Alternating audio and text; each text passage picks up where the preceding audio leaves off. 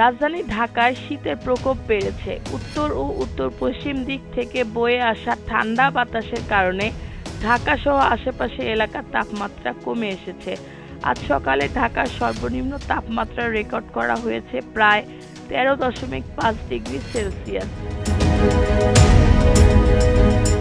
বাংলাদেশের আবহাওয়া অধিদপ্তর ঝড় সতর্কীকরণ কেন্দ্র জানিয়েছেন, সকাল 7টা থেকে পরবর্তী 6 ঘন্টায় ঢাকা ও পার্শ্ববর্তী এলাকার আবহাওয়া প্রধানত শুষ্ক থাকবে।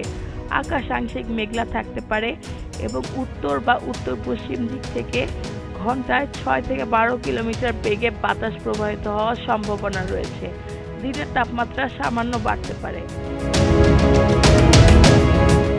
আবহাওয়া অধিদপ্তরের তথ্য মতে 25 জুন সকাল 6টায় ঢাকার তাপমাত্রা ছিল 14 ডিগ্রি সেলসিয়াস এবং বাতাসের আর্দ্রতার পরিমাণ ছিল 95%।